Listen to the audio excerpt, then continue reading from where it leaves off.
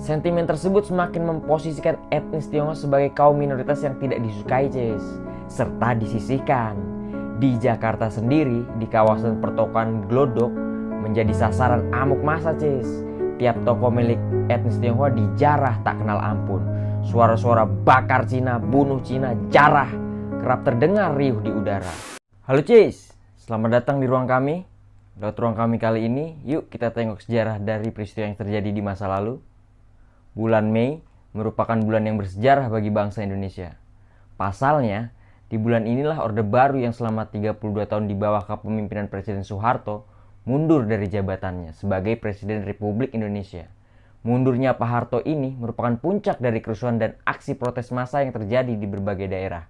Bersama gue Galip, selama beberapa menit ke depan, yuk kita bahas peristiwa yang lebih dikenal dengan kerusuhan Mei 1998.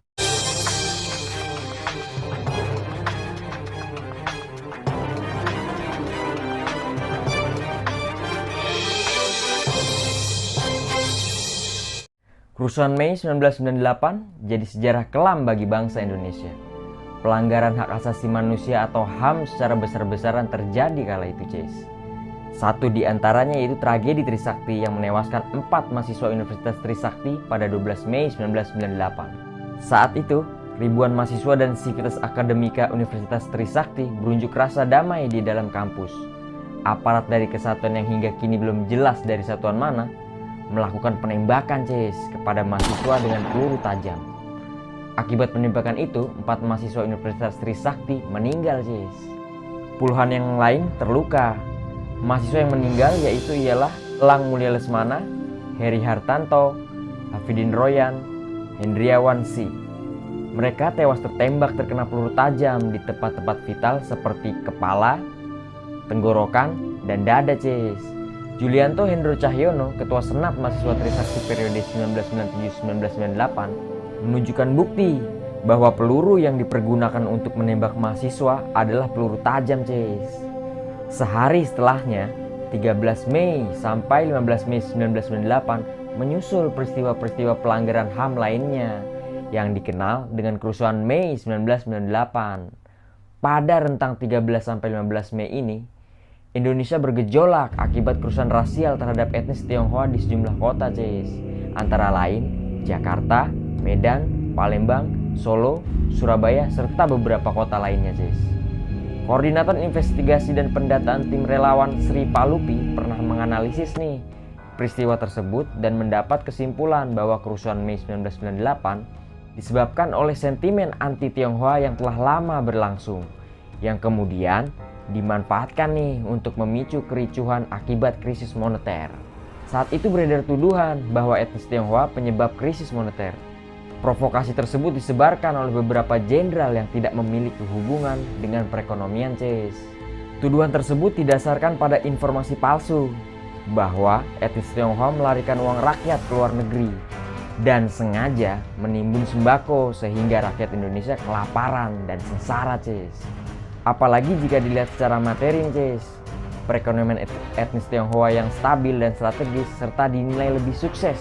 Hal tersebutlah yang membuat semakin memperkuat kebencian masyarakat pribumi terhadap keberadaan etnis Tionghoa, Kalau kalian tahu peristiwa Geger Pacinan yang terjadi di Batavia saat era kolonial Belanda dulu, seperti mirip-mirip lah, hasutan mengenai etnis Tionghoa ini terjadi. Kebencian dan kecurigaan yang berlebihan dan tak terbendung lagi menjadi bom waktu bagi negeri ini, Ketegangan semakin menjadi ditambah dengan beredarnya desas-desus bahwa etnis Tionghoa merupakan bagian dari rejim Soekarno yang menganut paham komunis yang bertentangan dengan paham yang dianut masyarakat mayoritas. Sentimen tersebut semakin memposisikan etnis Tionghoa sebagai kaum minoritas yang tidak disukai, serta disisihkan. Di Jakarta sendiri, di kawasan pertokoan Glodok menjadi sasaran amuk massa, Tiap toko milik etnis Tionghoa dijarah tak kenal ampun. Suara-suara bakar Cina, bunuh Cina, jarah kerap terdengar riuh di udara. Di Klender, Jakarta Timur, di tempat perbelanjaan Yokia Plaza Klender, aksi penjarahan berlangsung hingga 1 jam lebih, Kondisi mal yang gelap dan tidak adanya pencahayaan karena tidak buka saat itu sempat menyulitkan warga yang ada di dalam mal. Saat orang-orang menjarah dari lantai pertama hingga lantai 6, beberapa orang misterius dengan tubuh kekar, potongan rambut cepak dan sebagian ada yang gondrong, justru mengumpulkan kasur dan pakaian ke tengah ruangan yang berada di lantai 1 nih Ces. Usai mengumpulkan barang-barang tersebut, sekelompok orang itu pun langsung menyiramkan bensin dan membakarnya. Kepulan asap tebal dari lantai 1 membuat beberapa orang yang berada di dalam jatuh pingsan Ces karena sesak napas. Gak ada akses keluar saat itu. Beberapa orang pun lebih memilih loncat dari jendela untuk keluar dan dibantu warga lainnya di bawah yang menangkapnya Ces. Setelah api padam, terlihat ratusan mayat yang sebagian besar tidak diketahui identitasnya terbakar menumpuk di dalam Mall Yogyakaya Plaza tersebut Ces. Jumlahnya sekitar 488 orang dan semuanya dalam keadaan hangus terbakar. Tidak semua korban adalah penjara Ces. Sebagian besar justru terjebak atau hendak menyelamatkan keluarga yang ada di dalam Ces. Sadis kan saat itu.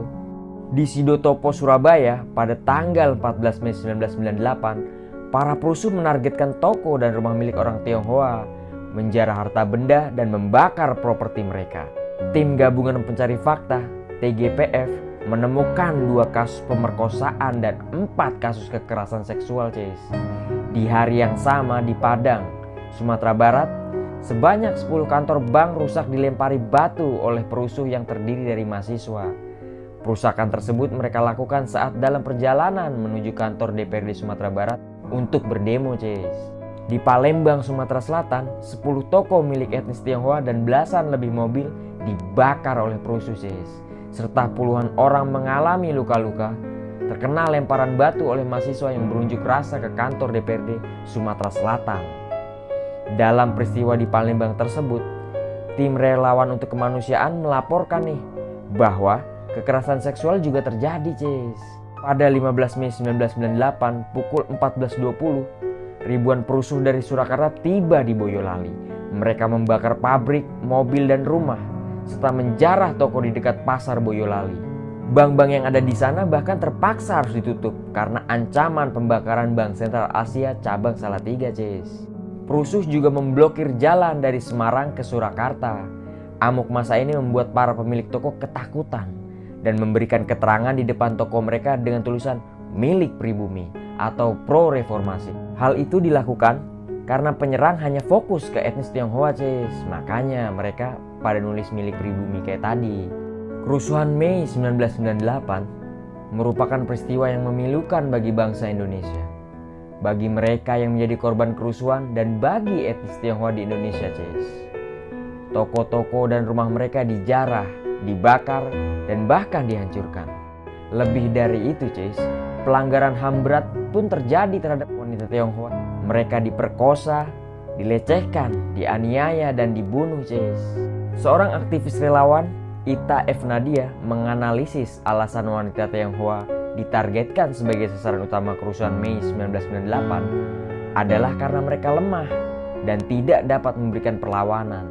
Pemerkosaan secara biadab itu terhadap wanita Tionghoa oleh pelaku kerusuhan Mei 1998 dilakukan dengan cara gang rape, di mana korban diperkosa ramai-ramai secara bergantian dalam waktu bersamaan Ces. Ironisnya, selain dilakukan di rumah korban, pemerkosaan juga dilakukan di tempat-tempat umum Ces. Gak peduli, bahkan di depan orang lain pun juga dilakukan Ces. Para perusuh tidak pandang bulu terhadap korban. Mereka menyekap wanita Tionghoa yang mereka temukan baik di jalan dan di rumah, hingga ditransportasi seperti taksi, angkot maupun bus Ces. Selain diperkosa, wanita Tionghoa yang mereka tangkap kemudian disiksa, dilecehkan, dianiaya, bahkan dibunuh Ces. Kejadian tersebut menyisakan bekas trauma psikis yang amat berat bagi korban yang masih hidup. Beberapa di antaranya bahkan memilih mengakhiri hidupnya Ces, karena gak sanggup menanggung beban trauma. Ada yang menjadi gila, diusir oleh keluarga, serta menghilangkan diri ke luar negeri dengan mengganti identitas.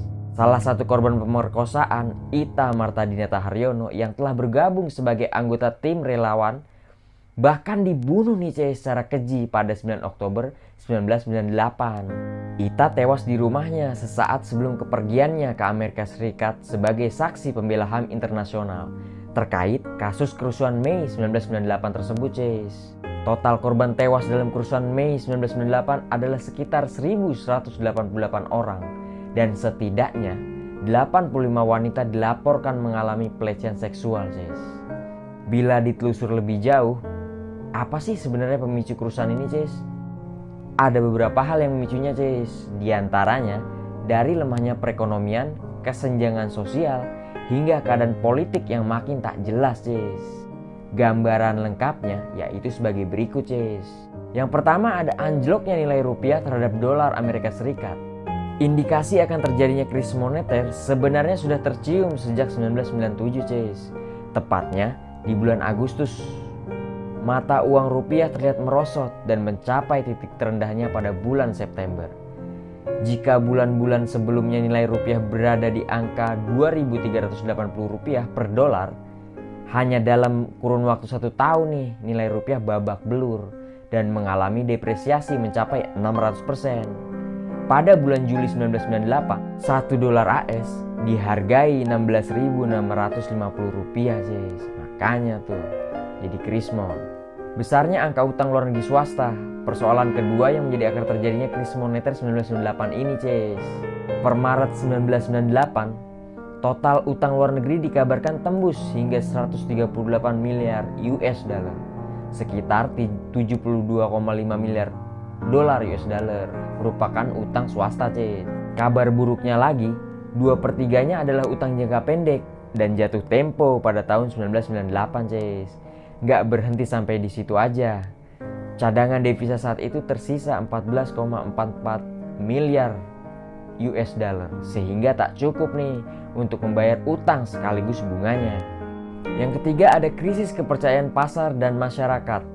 Efek bola salju krismon pun semakin terasa nih seiring rontoknya kepercayaan pasar dan masyarakat akibat kebijakan pemerintah yang pelin-pelan, Cis, dalam menangani krismon ini. Di sisi lain, kesehatan Presiden Soeharto yang semakin memburuk membuat suksesi mengalami ketidakpastian, Cis. Alhasil, investor asing pun enggan memberi bantuan finansial secara cepat. Yang keempat, ada paket solusi IMF yang berujung kegagalan, Cis. Sebagai organisasi dana moneter internasional, IMF sempat memberikan beberapa solusi nih untuk membantu Indonesia dalam menanggulangi krismon. Alih-alih membawa dampak positif, paket informasi keuangan yang diajukan IMF justru membuat nasabah melakukan penarikan dana besar-besaran, saat itu. Kondisi ini membuat bank terbatas dalam memberikan pinjaman. Sementara itu, Bank Indonesia harus menggelontorkan banyak dana untuk mencegah krisis bertambah parah, Cis. Tak berhenti sampai di situ, krismon 1998 membuat harga jual barang-barang makin melesat, Cis. Sejumlah perusahaan berskala kecil dan besar pun tak luput terkena imbas krismon. Tercatat, sekitar 70% perusahaan berstatus bangkrut di pasar modal. Kondisi ini kemudian membuat pelaku industri harus melakukan PHK yang menyebabkan gelombang besar pengangguran sebanyak 20 juta orang. Tingginya angka pengangguran ini ditambah daya beli masyarakat yang menurun turut membuat garis kemiskinan meningkat, Cis. Sektor ekspor yang semula diandalkan untuk menjadi penyelamat di tengah krismon justru lesu akibat beban utang dan ketergantungan komponen impor, Cis.